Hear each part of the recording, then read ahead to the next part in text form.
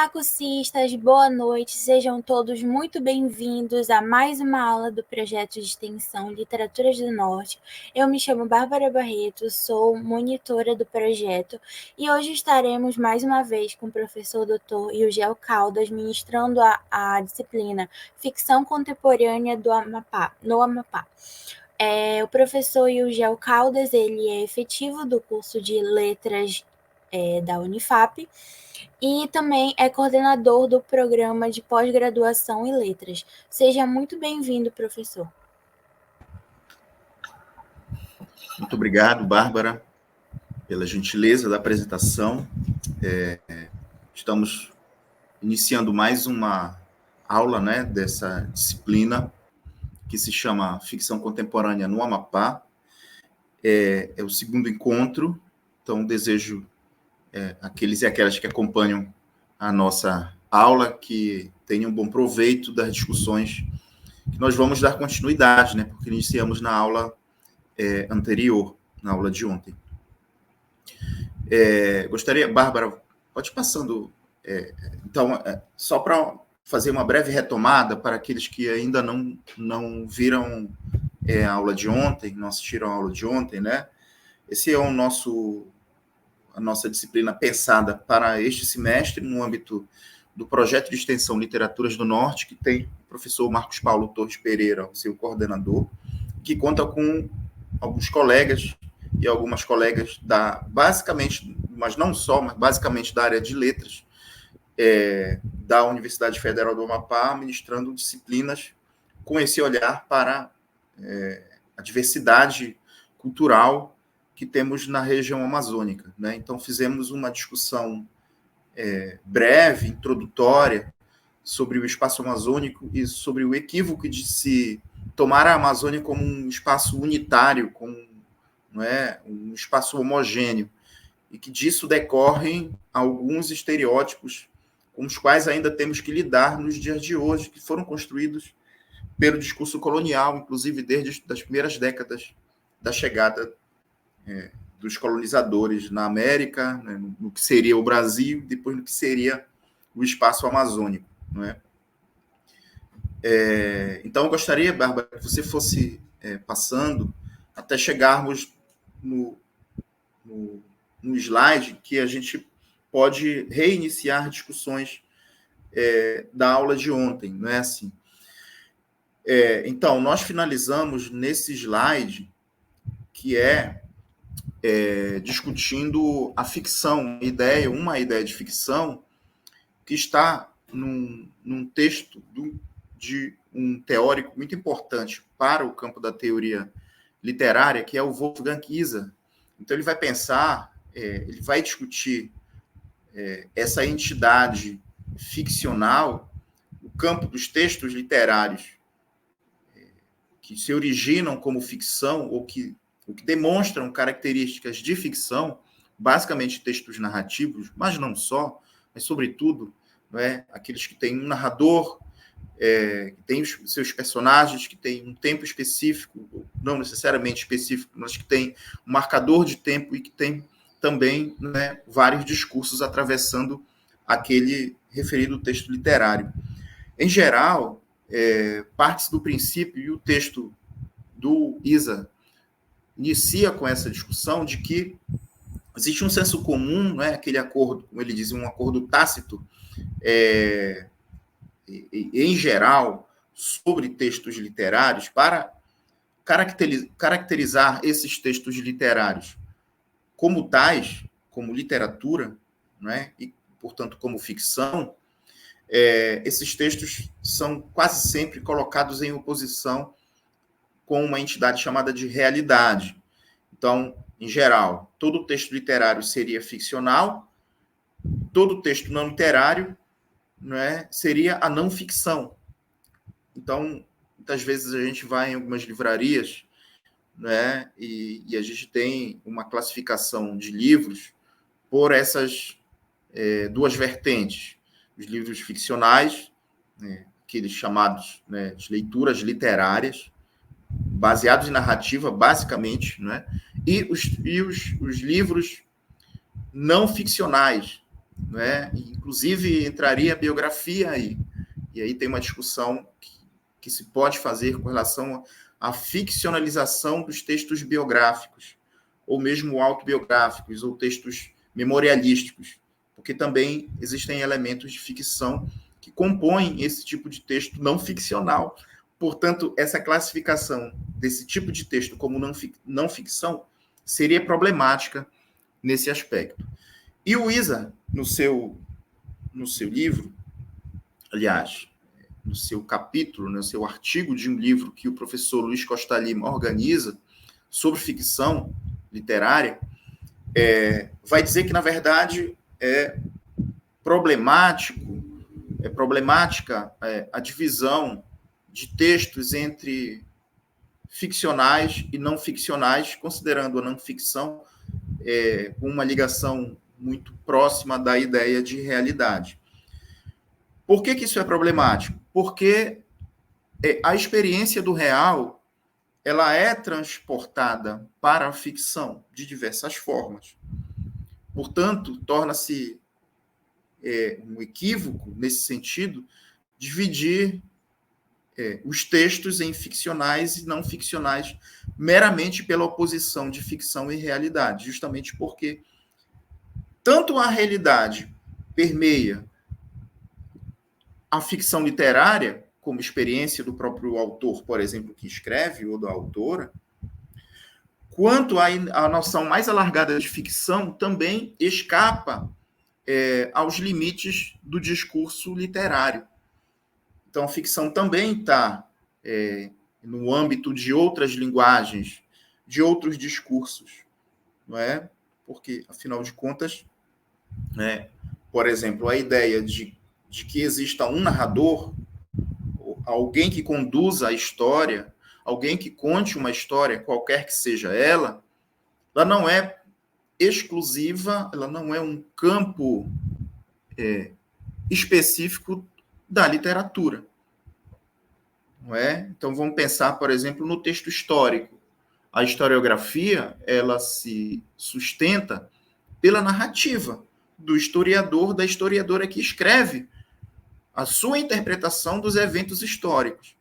Portanto, aí nós temos um elemento que é estudado na narrativa, sim, é verdade, que é o narrador, mas que ele se apresenta com outras configurações em outros discursos não ficcionais, ou, portanto, entendidos também como discursos não literários. O exemplo da história aí é muito claro para a gente perceber que existe uma narração historiográfica, existe uma narrativa historiográfica, e que, portanto, a gente precisa lidar com o conceito de narrador e narradora para o texto da história, para a escrita sobre a história, portanto, para a historiografia. E o Isa, no texto, nós, de alguma maneira, discutimos isso no final da aula de ontem, e hoje a gente está retomando, para entender um pouco essa ideia de ficção, de que existiria um terceiro elemento aí para quebrar essa dualidade entre ficção e realidade. Afinal de contas, se é verdade que o conceito de ficção não é uma propriedade exclusiva da literatura, a experiência do real, ela não está completamente alheia ao escritor, ao narrador, à escritora ou à narradora do texto literário, portanto, do texto ficcional. Esse terceiro elemento é reivindicado pelo Isa com o nome de imaginário. Portanto, é o imaginário que vai dar a condição do texto ficcional, literário, de ser reconhecido e considerado, portanto, como ficção. Então, é o imaginário que vai criar a ideia da aparência de real ao leitor, à leitora, que se prende a uma leitura literária. Então, a ideia aqui, portanto, é entendermos que o conceito de imaginário ele é um terceiro elemento que vai nos ajudar nessa composição do texto literário, que, em geral, ficaria pendendo entre o ficcional e o não ficcional. Né? Então, para quebrar essa dualidade, ou nem seria a ideia de quebrar, para se juntar a esses dois elementos, o real e a ficção, entraria o imaginário aí. Né? Então, esse seria esse elemento que daria o instrumental para que os leitores assumissem a ideia de que, de fato, se estaria diante de um texto literário, através de uma ficção que se alimenta de experiências do real, de diversas formas, e que, portanto, essa alimentação do real também se dá por conta, essa ficcionalização do mundo, né, essa estetização de um mundo concreto. A literatura é isso, né? É ficção, a proposta que se tem, um conjunto de fatores, de valores, né, de alguém que escreve um texto literário que o interpreta à sua maneira e que representa, portanto, o mundo. Se é corretamente representado, se tem correções, se tem ajustes a fazer, essa é uma outra discussão que não entraria nesse primeiro momento para nós identificarmos, né, os limites do conceito de ficção para o Isa, e que poderia funcionar, portanto, para as nossas leituras literárias, inclusive para as leituras e releituras de textos da literatura amapaense no campo da ficção e na contemporaneidade. Então, seria essa a retomada que eu gostaria de fazer inicialmente, e que, portanto, nos daria uma condição de avançar para melhor entender o conceito de ficção, e que esse conceito teria alguma penetração em alguns textos de escritoras e de escritores contemporâneos no Amapá, que essa é uma discussão que eu vou fazer com vocês nas duas próximas aulas para a gente fechar a disciplina. Eu pretendo mostrar um material de jovens escritores que publicam os seus textos não em forma de livros, como eu apresentei ontem para vocês aqui na produção recente do Fernando Canto, de 2022, uma coletânea de contos, Centauro e as Amazonas, como também eu apresentei para vocês, né, esse texto interessantíssimo aqui do Bruno Muniz, que é o Depois Vai Ver o Mar, Cartas para Lembrar Se Nada Acontecer. Esses são dois exemplos de escritores que publicaram recentemente livros físicos, em que você, por exemplo, vai, se eles estiverem disponíveis, vai em livrarias ou pede diretamente das editoras, né? Pede da Paca Tatu, não é? Por exemplo, ou vai direto com o autor, no caso aqui do Bruno Muniz, né? Ele participou de um edital, e mais recentemente a gente tem esse estímulo muito importante no campo das artes, e especificamente no campo literário, né? Que é a Lei Aldir Blanc, né? que apareceu, inclusive no contexto da pandemia, né? Para fazer movimentar um mercado artístico que estava completamente parado, justamente por conta, né, do famoso isolamento social ao qual nós fomos, né, obrigados a aderir por questões sanitárias naquele momento da pandemia de Covid-19.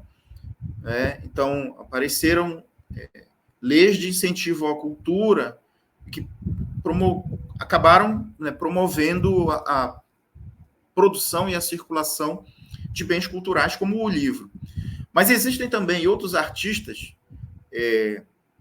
não tão jovens quanto o Fernando Canto, mas igualmente jovens quanto o Bruno Muniz, que publicam também, e alguns deles exclusivamente em plataformas virtuais, publicam em blogs, publicam, né, em diversas redes sociais, replicam em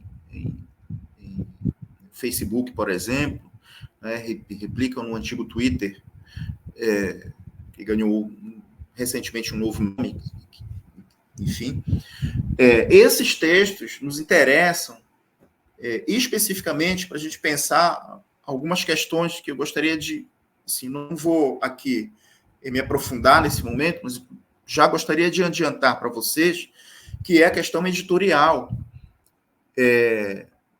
no norte do Brasil, especificamente aqui no Amapá, com a configuração que a cidade de Macapá tem, com especificidades que a cidade de Macapá tem e que, de diversas formas, não permite que todo mundo que escreva, que produza literatura, o faça em forma de livro. Então, se você não ganha o edital, né, você não tem financiamento para publicar o livro.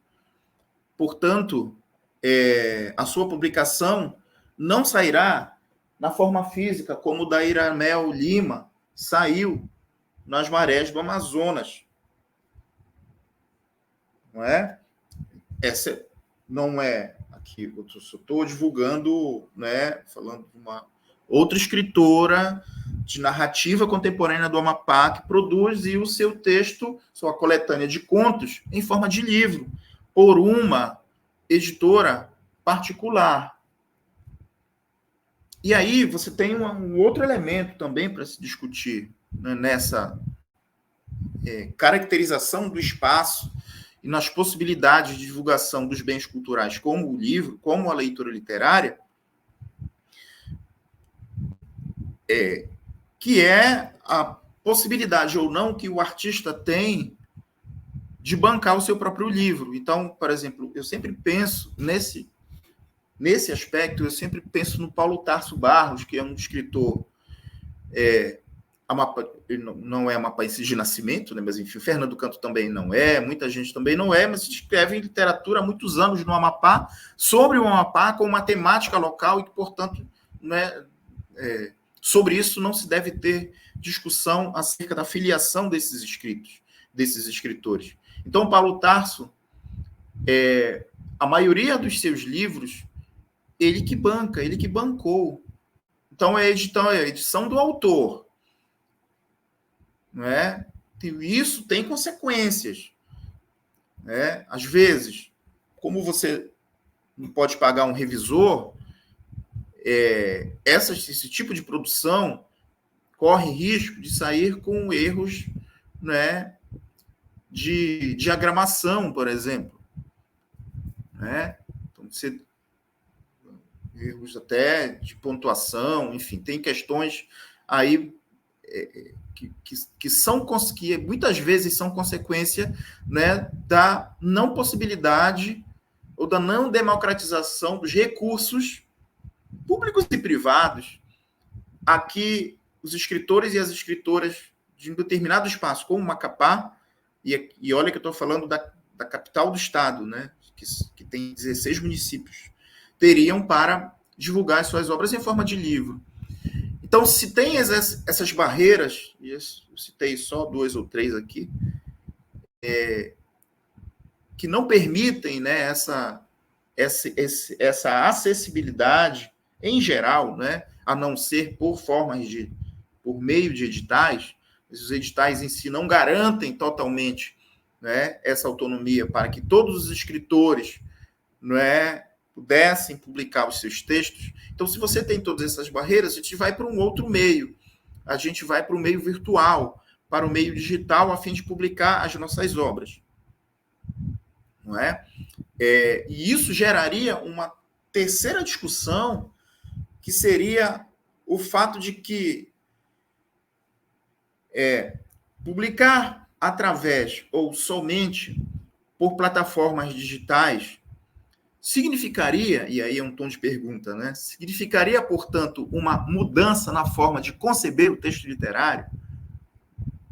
Significaria, portanto, uma alteração na percepção da ideia de texto de uma maneira geral e, especificamente, alteraria o método de produção desses textos, diferentemente do método que era, não é? Há 20 anos, há 15 anos, que ainda existe de você, às vezes, escrever à mão o seu texto, ou no computador, passar a limpo, né? Até chegar numa versão que o próprio autor, que a própria autora indique para si que está publicável, né? E ganhar a forma de livro. Né? Então, esse método teria que conviver com uma outra forma de produzir um texto literário, porque ele vai sair especificamente numa plataforma digital, uma rede social, e vai ter um alcance, e esse um quarto elemento, diferente daquele livro, daquele produto que só circule numa forma física e que tem uma edição limitada, a não ser que entre de novo o elemento do dinheiro, a questão financeira, para bancar uma segunda edição quando se percebe que o mercado estaria, né, pedindo mais volumes do mesmo livro. Então, são muitas questões que a gente já adiantei aqui algumas, que a gente pode pensar para aqueles escritores e aquelas escritoras que basicamente ou exclusivamente só produzem agora por plataformas digitais, porque você ultrapassa todas essas... Você ignora todas essas barreiras para se produzir um livro no Amapá, em Macapá, e que, né, você não passaria, né, pela concorrência de um edital público para produzir uma obra, né, como ganho de um concurso. Por exemplo, são questões com as quais a gente sempre lida, né, e que muito provavelmente em outros espaços, em outros lugares, em outras regiões do Brasil, também podem ser as mesmas que a gente está pontuando aqui. Tá? Então, isso vou deixar para retomar essa discussão nas duas próximas e últimas aulas da disciplina e vou me ater agora à discussão da ideia de ficção. Tá? Então, nesse slide, nós finalizamos a aula de ontem e vamos apresentar o próximo slide, por favor, Bárbara. Pode. Isso. Chegamos às modalidades de ficção, né? Repito, né? São trechos retirados de um capítulo escrito pelo teórico Wolfgang Iser, que vai compor um livro organizado pelo professor Luiz Costa Lima, sobre o texto literário e sobre ficção. Né?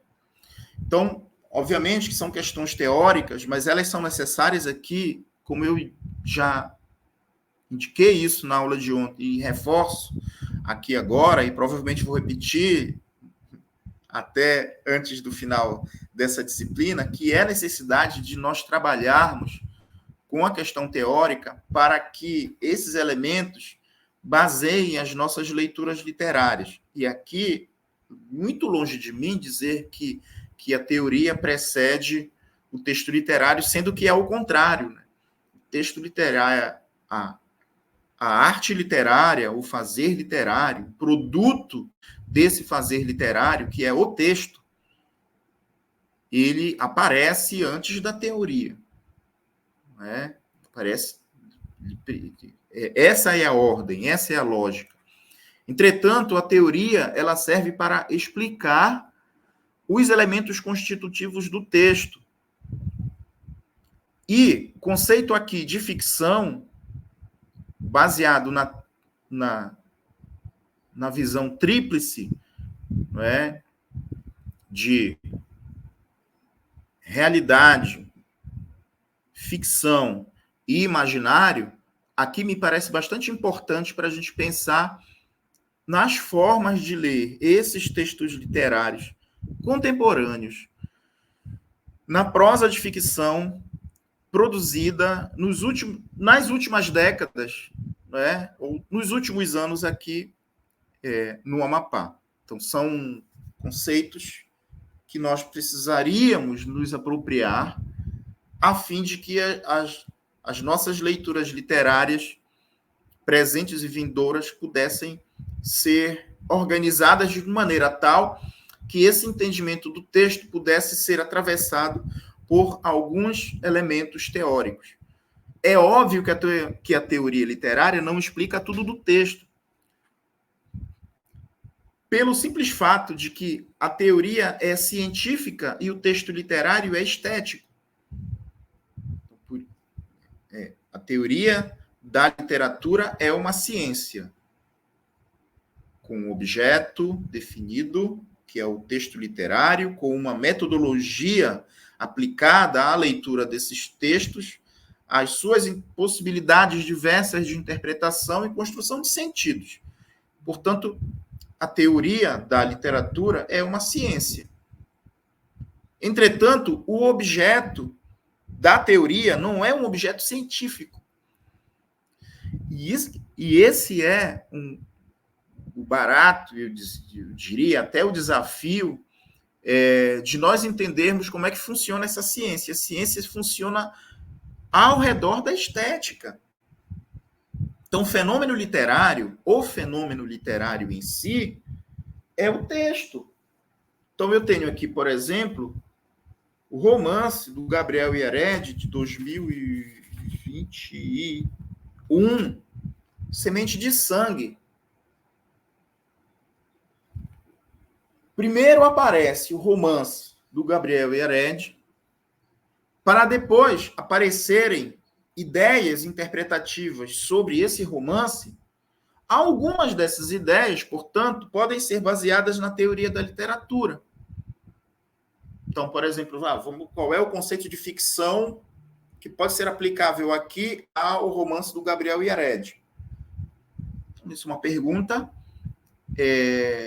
que vai precisar do instrumental da teoria literária, vai precisar da ciência da literatura para responder a essa questão e outras questões que poderão ser suscitadas a partir da leitura literária. Então, o objeto da teoria é o objeto estético. Então, depois vão aparecer trabalhos de conclusão de curso sobre o romance do Gabriel. Depois vão aparecer projetos de pesquisa para o acesso, para a seleção de turmas na pós-graduação sobre o mesmo romance.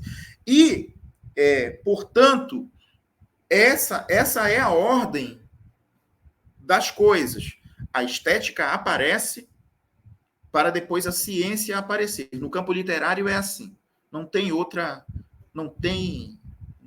questão. Por exemplo, o primeiro, não sei se o primeiro, basicamente, mas um dos primeiros textos teóricos que se conhecem é a Poética de Aristóteles. Textos teóricos. O que Aristóteles vai fazer ali?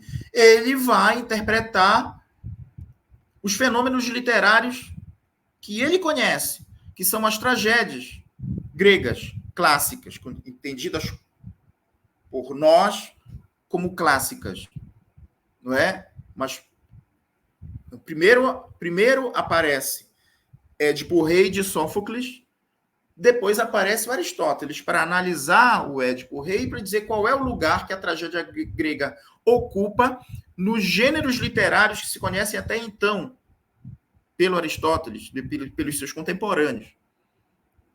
Então, a ordem é essa.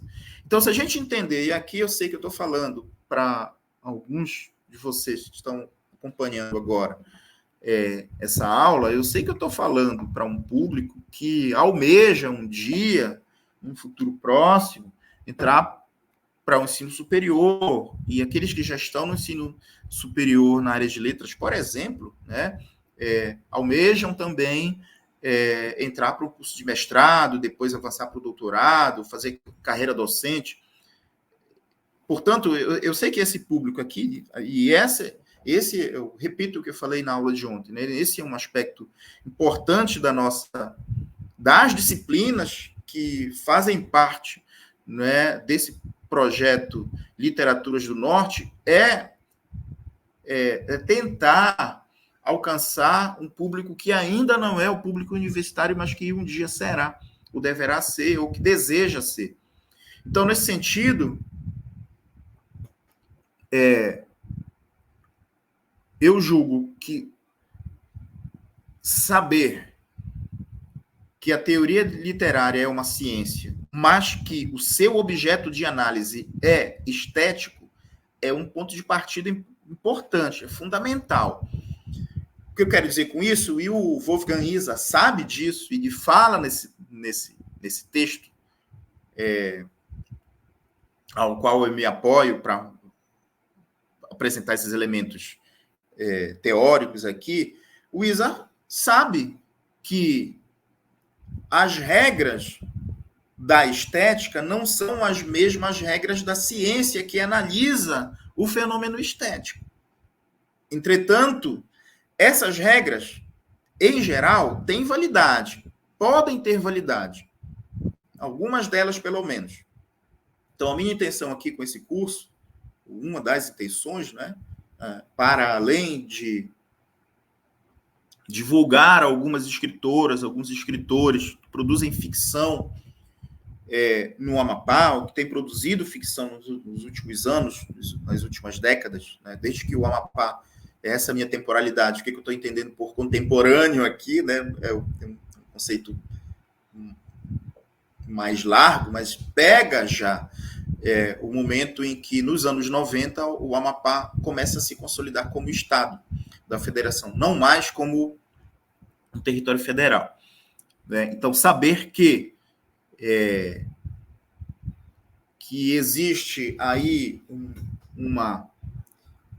conflito, talvez de método,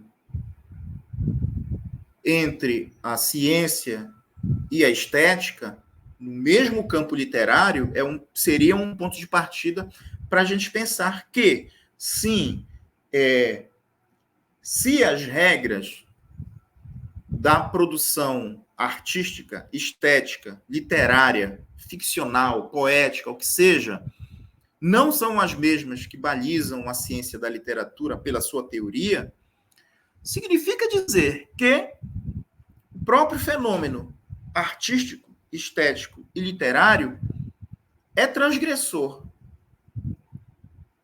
E a todo momento, o texto do Isa, com outras palavras, fala disso. Ele fala que a literatura é transgressora, inclusive as suas partes constitutivas também o são, até chegarmos no conceito de ficção, que também é transgressor, porque, apesar de se utilizar da experiência do real, não é realista. Não é? Não é realista. Então, essa a gente, por exemplo, já vai começar a falar, né, de elementos que quebram regras a partir das modalidades de ficção desse slide. Então, por exemplo, aqui a gente tem dois trechos. Um trecho inicial que fala que as ficções não só existem como textos ficcionais, porque elas desempenham um papel importante tanto nas atividades do conhecimento, nas atividades da ação e do comportamento humanos, quanto no estabelecimento de instituições, no estabelecimento, na organização de sociedades, de visões de mundo. Aquilo que eu falei no início do encontro de hoje, desta noite, é de que o conceito mais largo de ficção não é propriedade da estética literária, não é um conceito plenamente, e todo ele, conformado pelo campo do fazer literário. Não é ele plenamente um produto da literatura. Porque esse conceito de ficção, ele está em diversas experiências humanas para fora da experiência da leitura literária como produto propriamente da ficção. Então, aqui a discussão assim, não é se é uma coisa ou outra. É uma coisa e muitas outras. Então, a ficção, sim, a ficção é um conceito literário, mas não é uma exclusividade da literatura, não é um conceito exclusivo da teoria literária que pensa sobre o fenômeno artístico e literário. Eu vou dar só um exemplo para vocês e eu acho que esse exemplo pode ser suficiente para o entendimento do quão fluida é essa ideia de ficção e que, portanto, ela escapa às mãos da teoria da literatura. Tem sido cada vez mais muito comum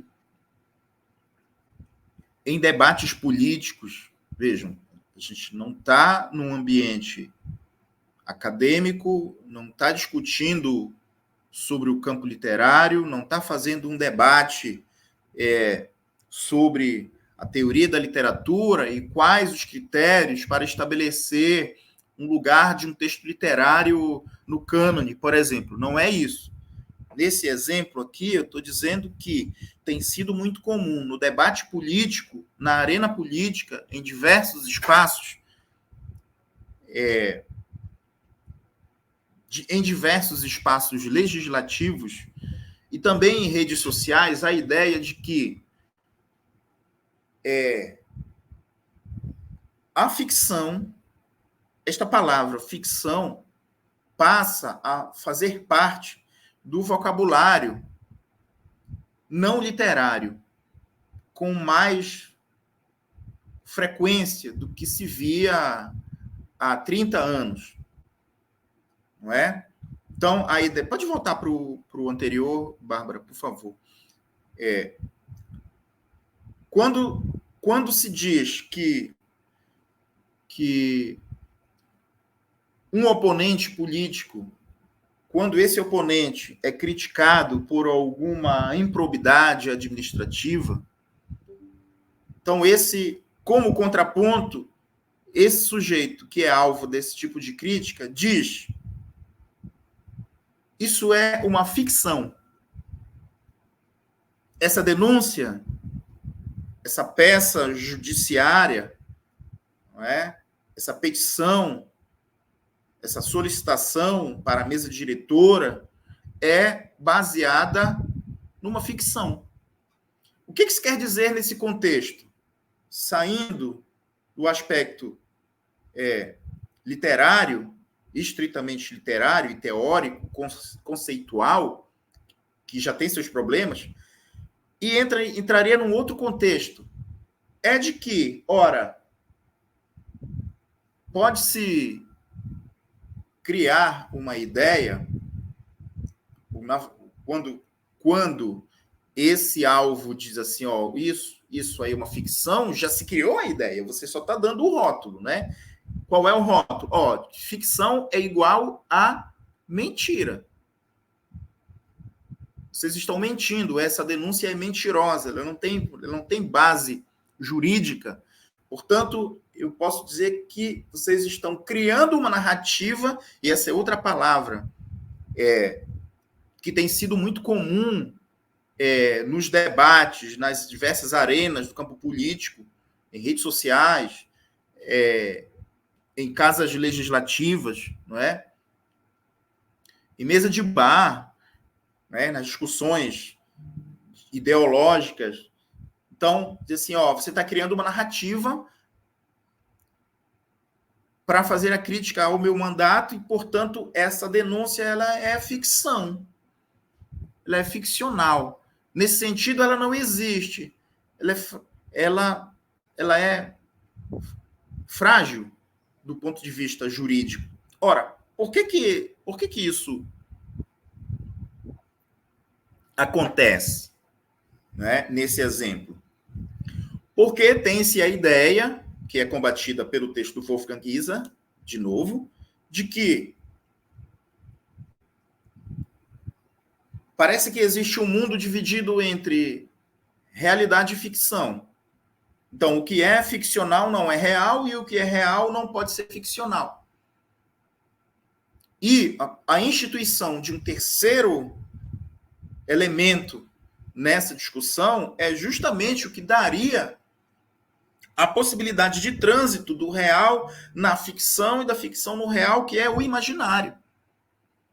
Então, nesse debate, no contexto, né, fora do campo literário, no debate político, a ideia de ficção ela se aproxima muito de mentira. Então, por essa razão, narrativa, ficção, até personagem, né? O cara vai na tribuna e diz assim, meu opositor, saia desse personagem, não está fazendo bem para você, você está se exaltando. Então, sair do personagem significa, né, sair de um espaço no qual se criam ideias que não são reais, que não são verdadeiras, e que, portanto, essas ideias passam a entrar no âmbito da mentira, da invenção, da calúnia, da difamação, o que for. Então, vejam, esse parte do vocabulário da teoria literária cada vez mais tem alcançado o discurso em outros espaços não literários. Então, essa seria uma prova de que existem várias modalidades de ficção e que, portanto, a ficção também já ajudaria o sujeito histórico e social a entender o mundo onde ele está, no qual ele vive, produz, trabalha, se frustra, tem desejos, para fora do campo teórico. Né? Pode voltar no slide anterior, Bárbara, por favor.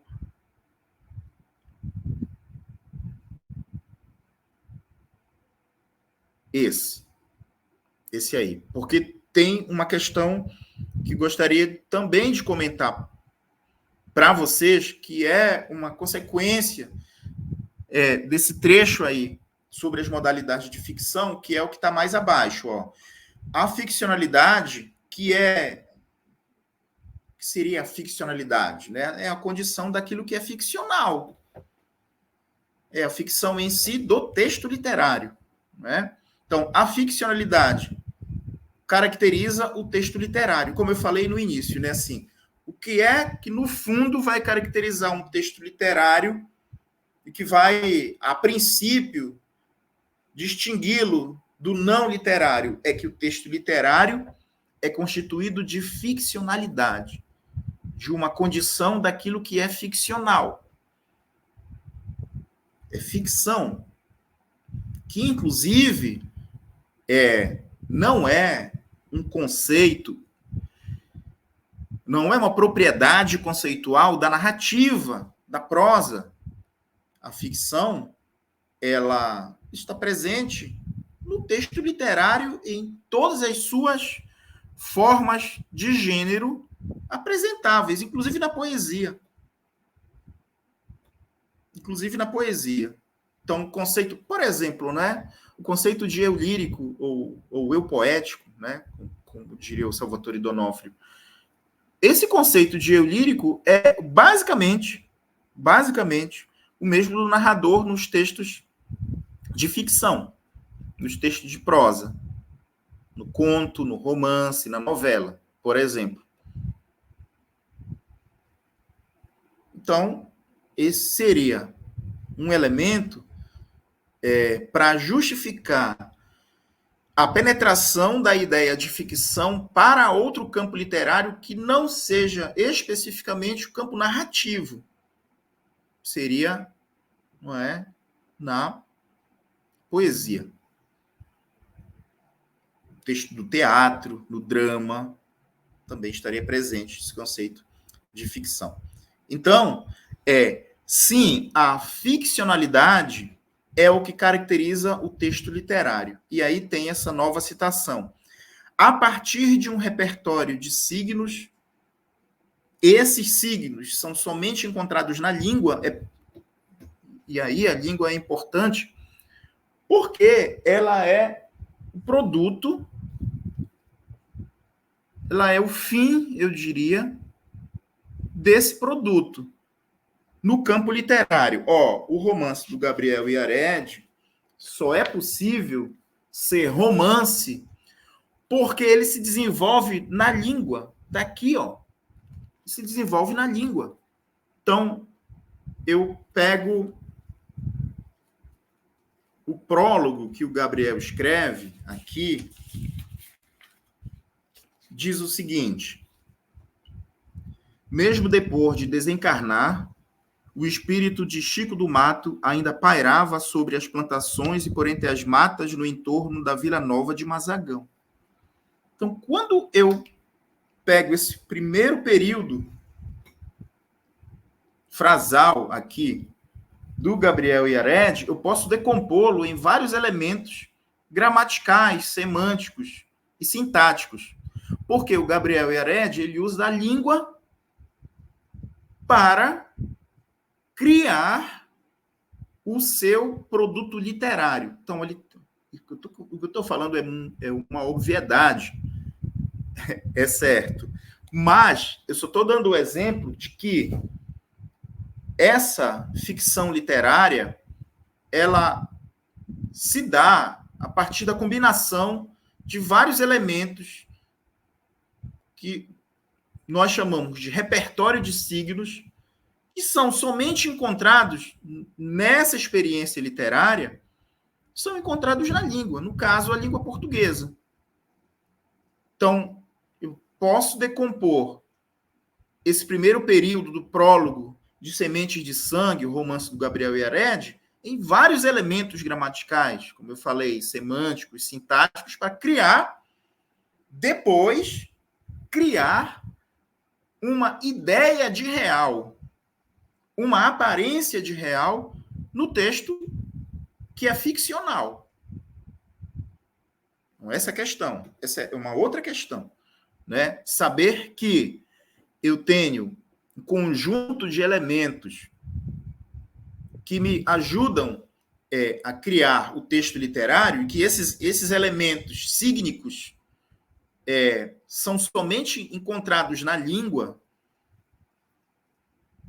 já é também uma forma de decompor o texto literário, o seu produto final. Eu vou na língua e vejo de que maneira esse escritor, qual é o estilo do Gabriel Yared, qual é o estilo textual do Gabriel Yared. Eu vou descobrir lendo o texto. Eu vou descobrir na sequência das orações que ele compõe, uma a uma, para criar uma ideia que ele quer passar no texto literário, que é ficção. Mas ele não pode abdicar desse repertório de linguagem que ele tem para trabalhar dentro do conjunto de regras vasto que é uma língua, a língua, no caso, a língua portuguesa.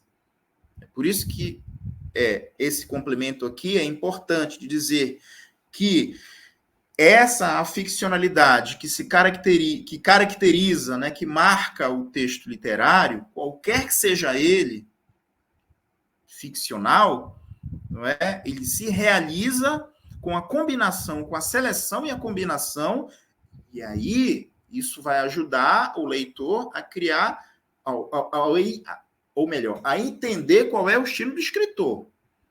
Cada um tem seu estilo. Estilo é uma propriedade, é uma forma subjetiva de escrever. De escrever, não só texto literário, textos científicos. Então, pensar aqui, por exemplo, quando a gente está criando pensando num projeto de pesquisa, pensando no tema, pensando na sua justificativa, nos seus objetivos, qual metodologia que eu vou usar, que resultados eu quero né, produzir com essa pesquisa que vai demorar um determinado tempo que eu vou descrever no passo a passo lá no cronograma. Eu preciso criar um estilo de produzir todas essas ideias como se eu estivesse conversando com o meu orientador, com a minha orientadora, para dizer o que eu quero produzir, né, como um bem científico a partir de uma determinada abordagem sobre determinado objeto, com alguns objetivos, se utilizando de um instrumental da metodologia e tudo mais. Então, eu preciso transformar algumas ideias difusas que eu tenho naquilo que o projeto exige. Mas, para isso, eu preciso justificar a ideia de se produzir uma dissertação de mestrado, por exemplo, que demanda 2 anos de pesquisa, para a minha orientadora, para o meu orientador. Como é que eu faço isso? Escrevendo. Como é que eu vou escrever? Eu vou impor o meu estilo. Eu vou fazer frases mais prolixas ou mais objetivas. Eu vou fazer, vou compor parágrafos de orações intercaladas ou não. Ou eu vou dizendo diretamente o que eu quero ir produzindo dentro de um parágrafo para ser mais claro possível para quem for ler o meu texto. Então, eu preciso... o estilo também, ele acompanha todos e todas que escrevem. Não importa se é texto literário, não importa se é texto científico. A gente precisa encontrar um estilo para aquele texto que tenha funcionalidade. E isso a gente não aprende, não ensina na escola. O fazer, né? É o exercício, é a repetição, é o conjunto de erros que a gente vai encontrando pelo caminho, é o acompanhamento, a supervisão do professor, da professora que você tem, né? Professor de redação que você tem na escola, professor de linguagem, de língua portuguesa, que vai encontrando elementos para ajustar no texto que você produziu. Aí sim você vai organizando as ideias e até chegar, né, numa situação de encontrar um caminho, um ritmo de escrita que produza funcionalidade naquele seu texto, dependendo, né, para que serve aquele texto, para qual não é a vazão que aquele texto vai ter. Isso serve para a literatura, portanto, repetindo, e para textos não literários. Tá? Aqui a gente está falando, né, trazendo a ideia de que parece existir um núcleo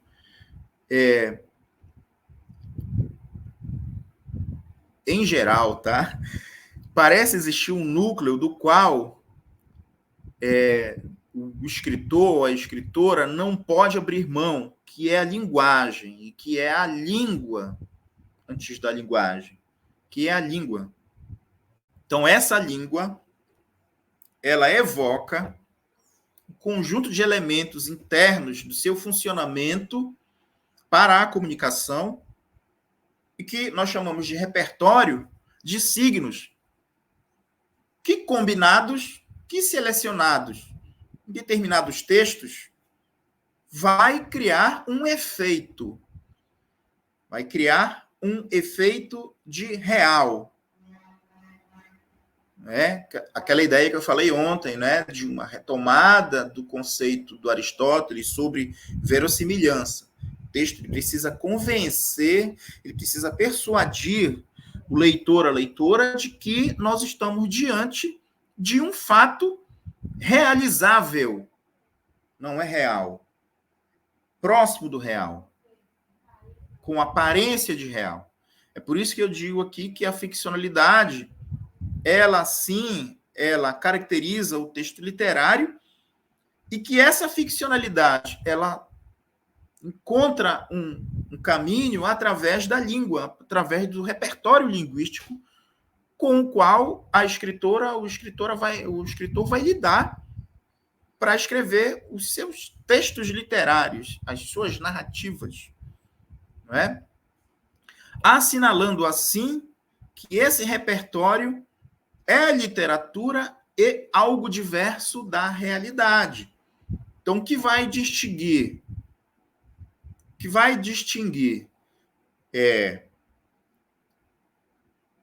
o texto ficcional de outros textos é a ficcionalidade. É a sua condição daquilo que é ficcional, que se realiza na língua. Como o exemplo que eu dei do Sementes de Sangue e de quaisquer textos que vocês pegarem de ficção. Quaisquer. Vai se realizar na língua. Ah, mas veja,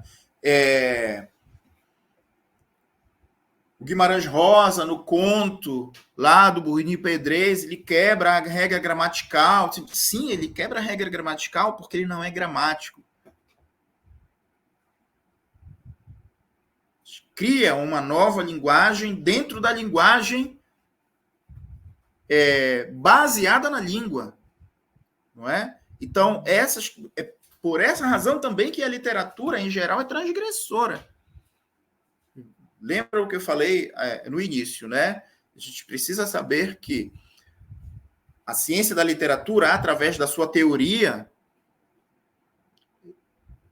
cria regras, critérios, modalidades de aproximação e percepção do texto literário, o qual é averso a essas regras, porque adota outro regramento.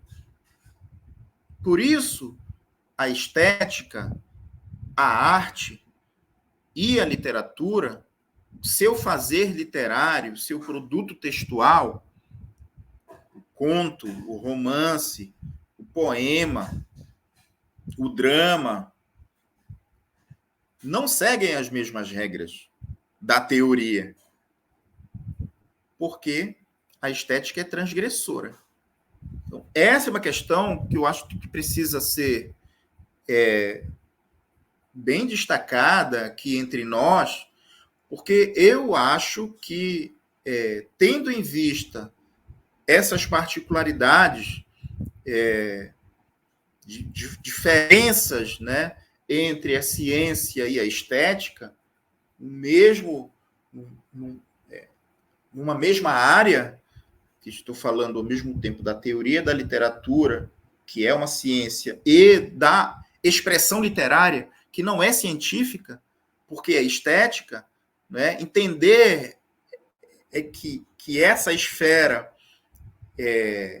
ela tem regras diferentes, né? É um caminho, né? É uma forma de ler o próprio texto literário e que nos ajudaria também, inclusive, a reler ou ler textos teóricos sobre a literatura. Repito, a teoria não tem, nunca terá a condição de responder a todas as questões que os textos literários podem evocar.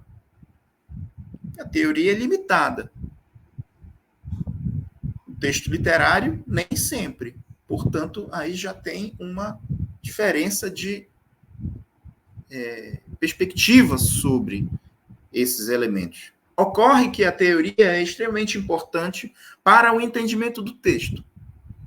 E quando você consegue fazer a decomposição do texto literário, que isso se dá através da leitura literária, obviamente, e do repertório e da memória que você tem de outros textos, e aí a gente vai chegar numa outra ciência, que é a literatura comparada, né? Você consegue criar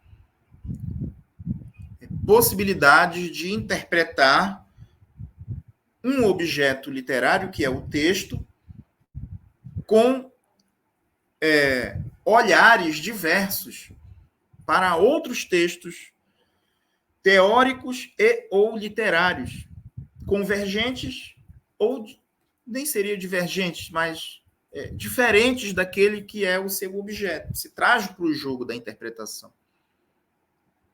Né? Se traz para fazer a crítica. Então, é por isso que essa ideia da ficcionalidade que caracteriza o texto literário, ela é muito importante aqui também pensando nos jovens leitores, né, que às vezes eu acho que falei um pouco disso na aula de ontem, né, mas eu preciso retomar aqui, né, assim, alguns problemas de afinidade dos nossos alunos, das nossas alunas com o texto literário que começam nas primeiras séries, nos anos iniciais, que é quando os leitores começam a ter as experiências da leitura de diversos gêneros textuais, inclusive da literatura. Temos que saber que a literatura não é a realidade, embora dela se alimente, é um primeiro passo. Seria, assim, um primeiro passo que muitas vezes nós não damos e que isso vai fazer diferença lá no ensino médio, não é? Quando nós passamos a ser obrigados a ler textos literários para fazer um trabalho individual, em dupla ou em grupo, e para ganhar uma nota numa disciplina de língua portuguesa, de redação, de literatura. Porque aí o sentido da obrigação, né, é maior do que do próprio conhecimento. Então, quando essa aluna chega no curso de letras da Unifap, por exemplo, ele já vai chegar com algumas barreiras em relação à leitura literária. E veja, eu estou falando do curso de letras, não estou falando de outros cursos que não tenham essa carga, né, de leitura literária, como, né, o curso de letras tem, reconhecidamente. Né? Então, é uma questão com a qual a gente precisa lidar, muitas vezes, aos trancos e barrancos, porque a gente não tem, eu digo a gente, no geral, né, assim, nós, no ensino superior, a gente não tem a experiência do ensino médio, nem das séries iniciais, com relação à formação do leitor literário. Então, a gente não tem tempo para fazer essa reflexão, esse trabalho junto aos alunos, e, portanto, a gente encontra dificuldades, os atritos aparecem. Né? Então, eu sei que eu estou falando aqui para, repetindo, algumas pessoas que são desejosas de entrar para o ensino superior, que já estão no ensino médio, e, portanto, eu acho que no campo das letras seria interessante a gente pensar, né, em fazer as nossas leituras, né, entendendo um pouco dessa dificuldade de experiência com os próprios textos literários, mas buscando alguns elementos a partir da teoria, inclusive essa ideia de ficção me parece importante, mais uma vez, justificando por que eu estou fazendo esses comentários desde o final da aula de ontem, porque eu acho que esse conceito de ficção nos ajuda tanto a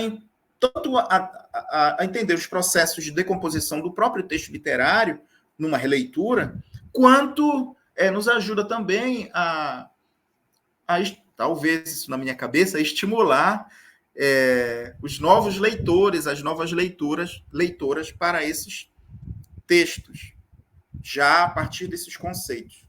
Porque as coisas não são aleatórias, né? A gente sabe, não é um texto, um livro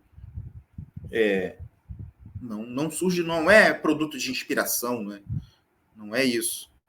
É uma racionalidade muito complexa, tem uma lógica aí que às vezes, né, a descrição científica não consegue acompanhar, porque a gente está falando do artista. Estou falando do artista, de uma figura que, como eu disse, é transgressora de saída porque é artista, porque não é cientista, não é?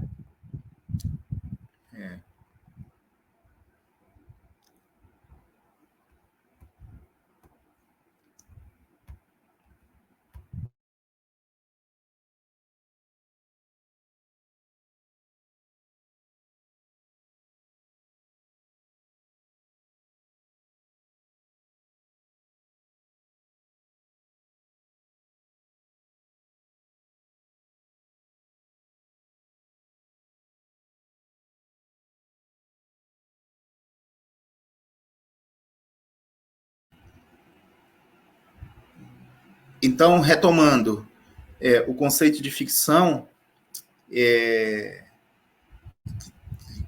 óbvio que ele tem vários prismas, e eu estou pegando apenas um deles a partir do texto do Wolfgang Iser, que eu julgo que seja importante para que a gente passe a ter um outro olhar para as leituras literárias dos exemplos que eu já citei e dos que eu ainda vou citar na ficção contemporânea no Amapá.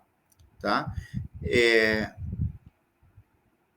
Então, retomando, né, a ficção que se realiza na língua, como eu falei há pouco, né, ela é uma entidade, e aí é muito curioso no texto do Iser, ele diz que é uma realização, uma ficção que se realiza na língua, é algo que se dá ao mesmo tempo que é impossível e indispensável. Então, imaginem essa sentença, né? Assim, o que é impossível e, ao mesmo tempo, indispensável? É difícil de imaginar, mas a explicação está embaixo. A ficção, vejam, toma de empréstimo da língua o seu caráter de realidade, que é aquilo que é indispensável. Então, eu citei o exemplo do Gabriel Heredia há pouco. Né? O que ele faz? Ele não pode dispensar a língua para produzir o seu texto literário. Ele tem que usar a língua. Ele tem que ainda mais na narrativa, ainda mais na prosa de ficção, que o autor, a autora, precisa situar seus leitores e leitoras num espaço, eventualmente num tempo, e indicar que tipo de ações consequentes ou não precisam ser relatadas ali através da escolha. E isso se dá pela língua. E é a língua narrativa, com sujeito, verbo e complemento, nessa ordem que pode ser alterada aí, né, com uso ou não de figuras de linguagem. Mas essa é uma outra discussão. O fato é que o escritor não pode prescindir da língua, porque ele empresta dela, a língua, o seu caráter de realidade. Qual é o caráter de realidade da língua? É apresentar um mundo que faça sentido. Um mundo que faça sentido significa, naquele exemplo que eu dei para vocês há pouco, né? A ordem de um sujeito que é alguém que opera um verbo, que é uma ação, e que tem alguma consequência sobre isso. Ivo viu a uva. Sujeito, verbo e complemento. Existe um sentido nessa experiência de vida que o autor, ao narrá-la no texto ficcional, empresta da língua essa organização que ajude o leitor a criar sentido. E diga, aqui,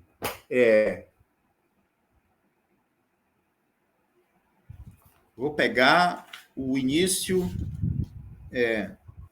aqui. Conversa fora, do Fernando Canto. Todos os dias, no final da tarde, quando sentavam em frente às suas casas, os vizinhos daquele bairro jogavam conversa fora. São frases que, no seu conjunto, fazem sentido, um sentido, inclusive, gramatical. Não é? Então, esse é o elemento do qual o escritor Fernando Canto não pode prescindir, não pode deixar de usar o caráter de realidade da língua, aquilo que faça sentido na descrição de uma experiência real. Por exemplo, né, dá uma ideia do real, porque a gente está falando aqui de ficção. Tá? Entretanto, sim, é verdade, a ficção empresta da língua o seu caráter de realidade com uma finalidade, com uma função, para atingir alguma finalidade, para que então crie um análogo para a representabilidade daquilo que não cabe na língua, que é o elemento do impossível. O que é que não cabe na língua, o texto ficcional vai dizer. O texto ficcional vai dizer. E exemplo disso são várias figuras de linguagem. Como metáfora, como as alegorias diversas que os textos ficcionais criam a rodo. Isso não cabe na língua, isso não cabe.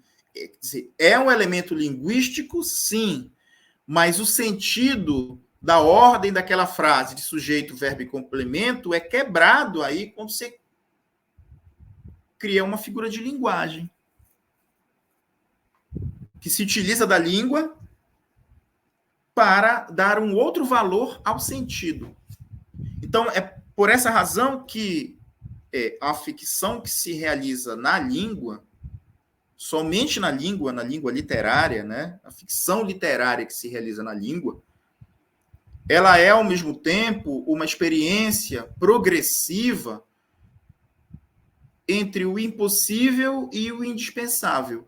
O impossível está no campo da estética e o indispensável está no campo da linguística. Se a gente pudesse fazer essa comparação. Tá? Estou quase finalizando aqui o encontro de hoje, vou pedir para a Bárbara avançar para o próximo slide, quando a gente finaliza aqui, porque a gente, enfim, agora consegue tratar da natureza ficcional do texto literário. Primeiro, eu quero chamar a atenção para a palavra natureza, que não é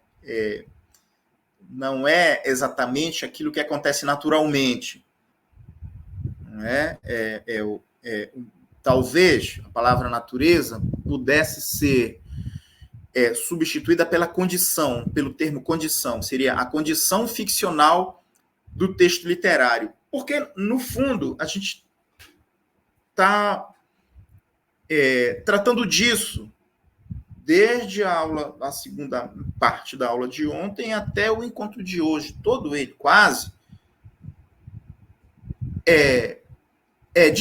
defender a ideia de que o texto literário é entendido como tal pela sua natureza ficcional. Ou seja, um texto é literário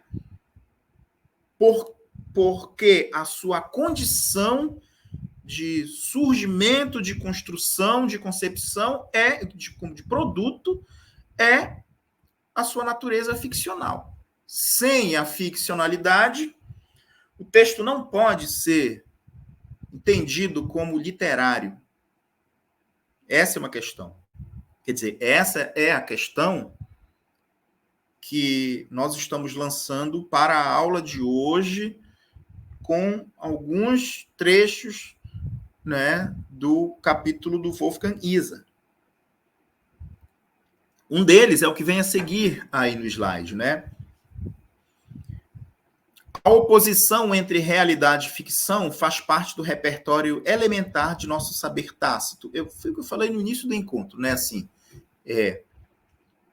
e naquele exemplo, né, dos políticos discutindo lá quem tem razão, quem não tem, das denúncias, que tem valor jurídico ou não, é essa questão, né? Assim, quando você diz que uma denúncia é ficção, e ainda diz assim, é pura ficção dos meus opositores, ou seja, é mentira, não tem base real. Então, esse contexto para fora da discussão teórica sobre o texto literário, ele seria mais simples, no sentido de que você tem experiências no mundo que podem gerar uma oposição entre realidade e ficção. E que um elemento não pode invadir o outro, né? Não pode compor o outro. Então, o mundo dividido entre verdade e mentira, entendendo a realidade como a condição da verdade e a ficção como mentira, como invenção, como pura criação, nesse sentido, né? Só que o Wolfgang Iser vai dizer que é um saber tácito. Um saber tácito, mas um saber incompleto. Por que é incompleto? Porque falta um outro elemento. Então, o terceiro elemento aí até para justificar a interpenetração entre ficção e realidade, fora e dentro do contexto literário. Esse terceiro elemento seria o imaginário. Né?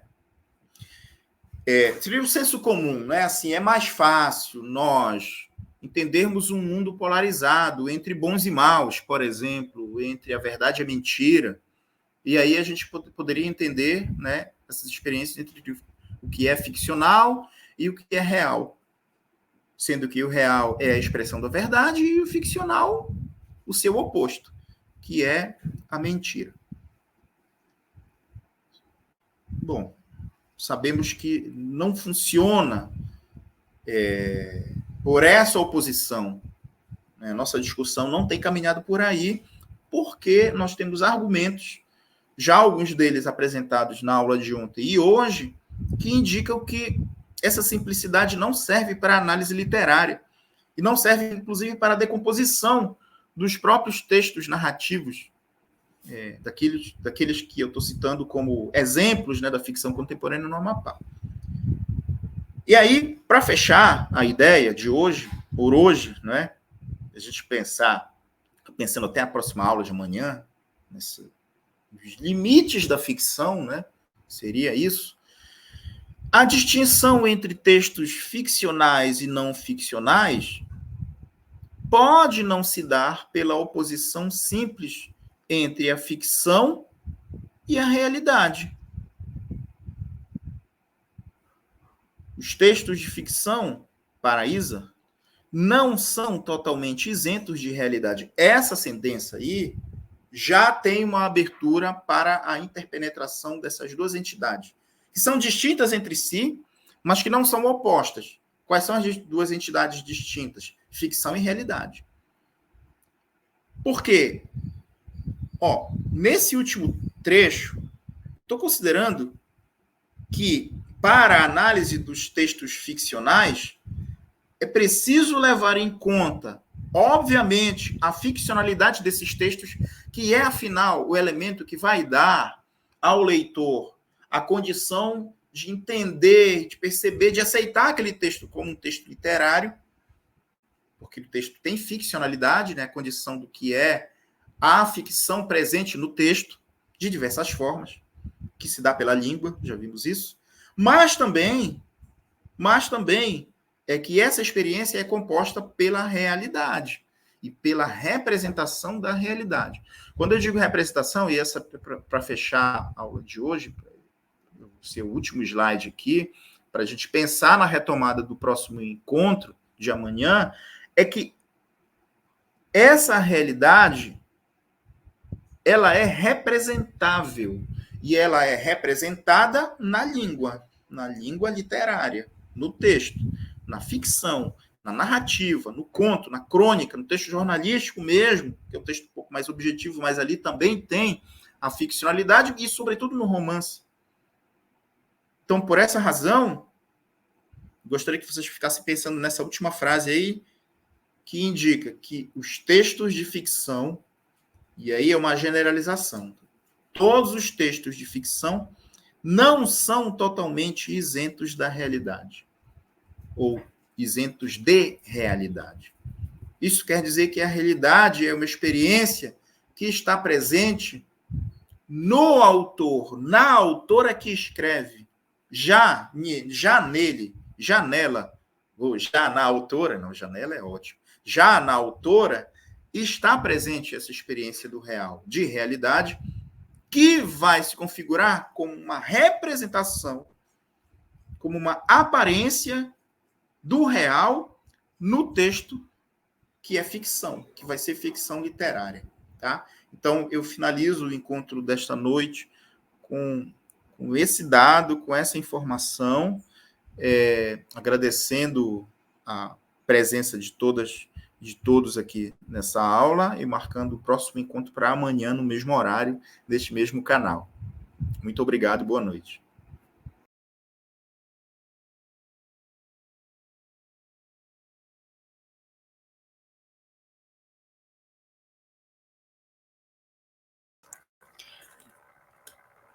Muito obrigada, professor, pela participação durante a aula de hoje. Muito interessante sua aula. Adorei saber um pouco mais sobre a ficção, que é um gênero, né, que todos nós consumimos bastante, quer seja de forma consciente ou não.